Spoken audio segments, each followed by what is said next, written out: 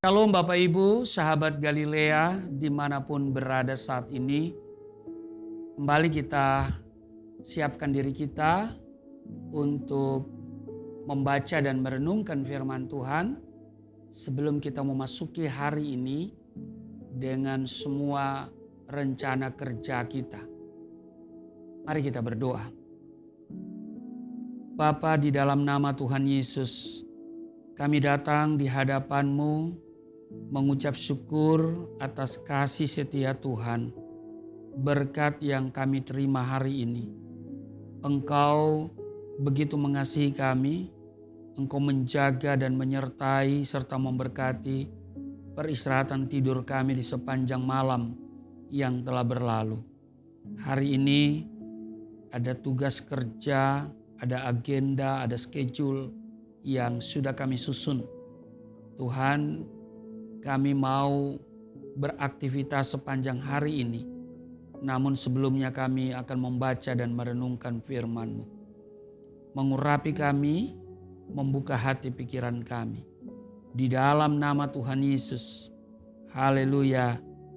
Amin. 1 Samuel pasalnya yang ke-7 ayatnya yang ke-12 dikatakan begini saudara. 1 Samuel pasalnya yang ke-7 ayat 12. Kemudian Samuel mengambil sebuah batu dan mendirikannya antara Mispa dan Yesana. Ia menamainya Ebenhezer. Katanya, sampai di sini Tuhan menolong kita. Saudara, apa arti kata Ebenhezer?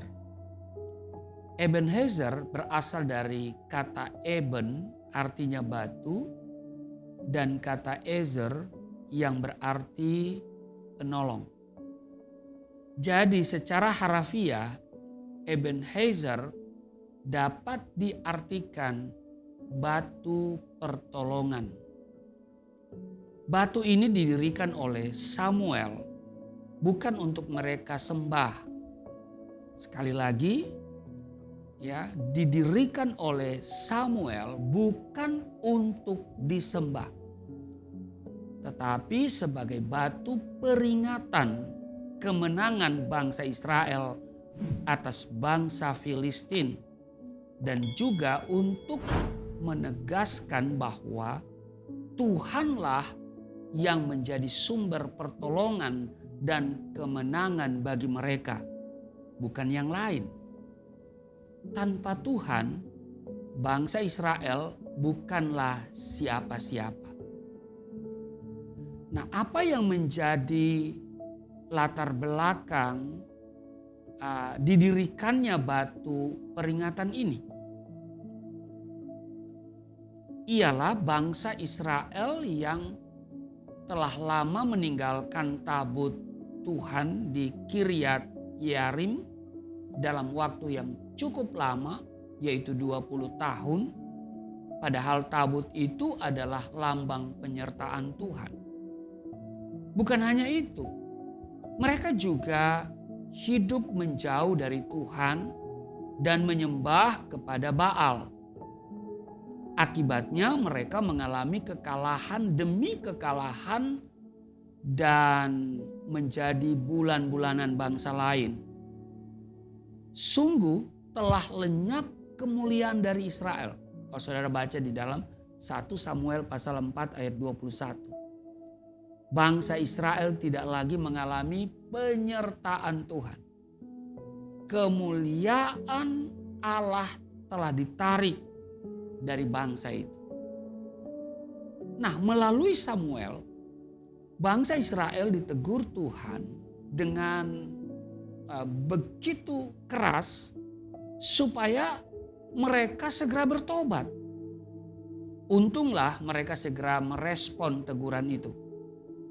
Kalau saudara baca di 1 Samuel pasalnya yang ke-7 ayat 4, di sana dikatakan, kemudian orang-orang Israel menjauhkan para Baal dan para Astoret dan beribadah hanya kepada Tuhan. Kemudian mereka berseru-seru kepada Tuhan. Alkitab menyatakan di dalam 2 Tawarik pasal 7 ayat 14, dan umatku yang atasnya namaku disebut, merendahkan diri, berdoa dan mencari wajahku, lalu berbalik dari jalan-jalannya yang jahat, maka aku akan mendengar dari sorga dan mengampuni dosa mereka serta memulihkan negeri mereka. Saudara, pertobatan yang sungguh menjadi kunci pemulihan.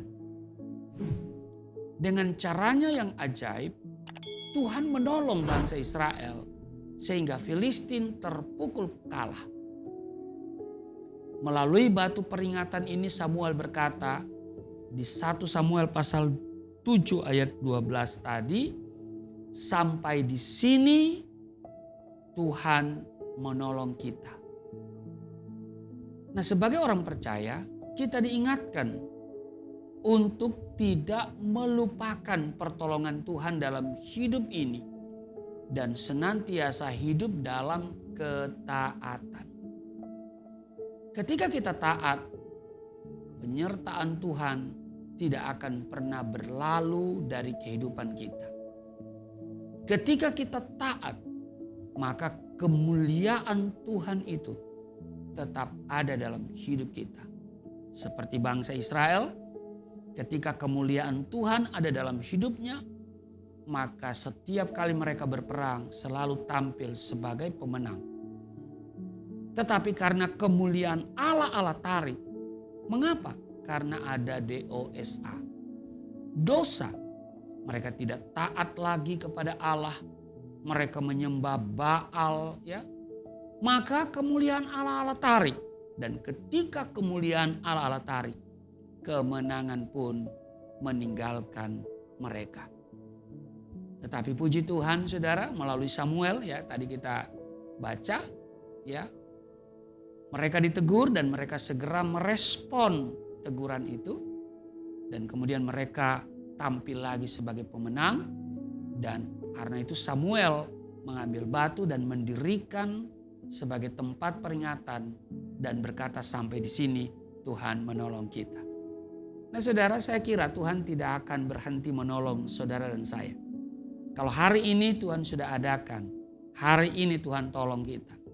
Kalau hari esok masih ada kita, Tuhan pasti tolong. Amin. Saudara ingin pertolongan Tuhan? Karena itu saudara, jangan lupakan pertolongan Tuhan. Kalau dia sudah menolong kita di masa yang lalu, itu sebuah jaminan bahwa dia akan menolong kita di masa kini dan masa yang akan datang. Amin. Tuhan Yesus memberkati. Mari kita berdoa.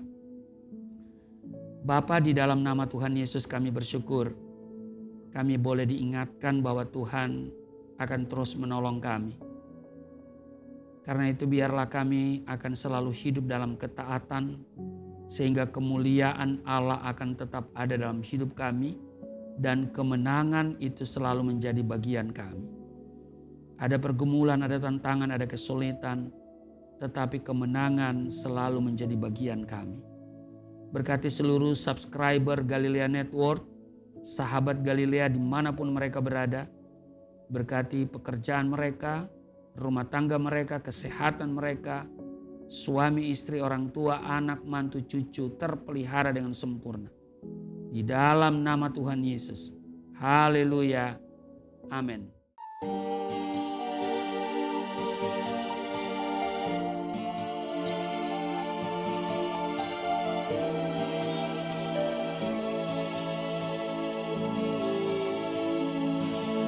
Bapa kami yang